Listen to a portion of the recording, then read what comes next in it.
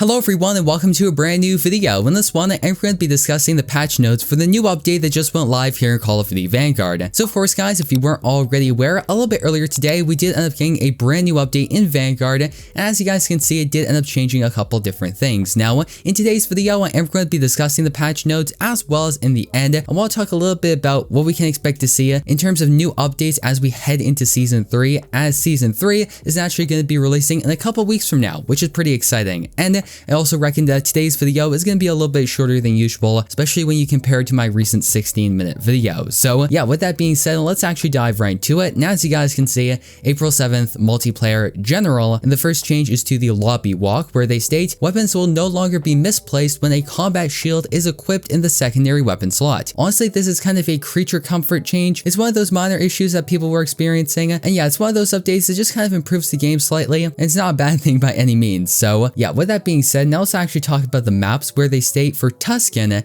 they adjusted hardpoint spawn locations to be slightly further from the third hill, as well as they adjusted control initial spawn locations to be further back. Now this makes a lot of sense because if you guys ever played any competitive game modes like control or hardpoint on Tuscan, you would know that the spawn points are a little bit weird. Certain spawns are really close to the actual objectives themselves, so yeah, overall this is a pretty good change. So yeah, now let's talk about Gava 2, and they state they adjusted control spawn locations to avoid putting the player in immediate danger, and honestly, this makes a lot of sense because Gava 2 has some pretty open sightlines, and there are many circumstances where on Gava 2, there are some spawn locations that are literally right in the open, so you can just get shot at immediately after you spawn.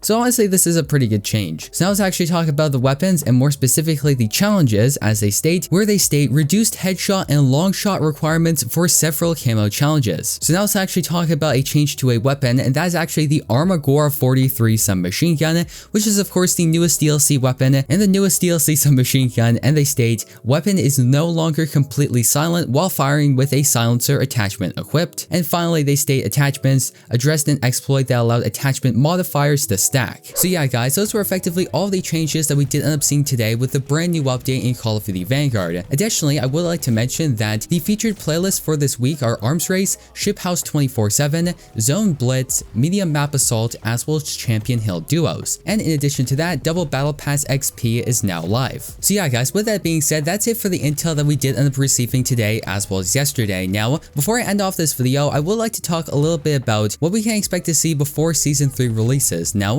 interestingly enough, Season 3 of Call of Duty Vanguard is going to be releasing at the end of April, which is about 3 weeks from now at the time of making this one. Now, if you look at the actual roadmap for Season 2, it doesn't look like we're going to be getting much content in Vanguard between now as well as the release of Season 3. However, that's just for Vanguard. In Call of Duty Warzone, of course, we have the Rebirth Reinforced event that is currently happening, and we're starting to get into the later weeks of that particular event. Now, since we're closing in on Easter as well as the end of the Rebirth Reinforced event, it's possible that we might see some surprise new content that we weren't expecting to see. However, that's still up in the air right now, and if I'm being entirely honest, I would say the next major content update that we are going to be seeing in Vanguard will be the Season 3 update that once again will be releasing at the end of April. So yeah guys, with that being said, that's going to effectively wrap up today's video. I hope you went on to enjoy it, and if you did, don't forget to leave a like on this one, as well as subscribe and turn on post notifications so that way you guys will not miss any of the latest and greatest Call of Duty news, class subs, intel, and so much more. So yeah, thank you once again for watching. I've been your host, Deeper Jungle, and I hope to see you in the next one.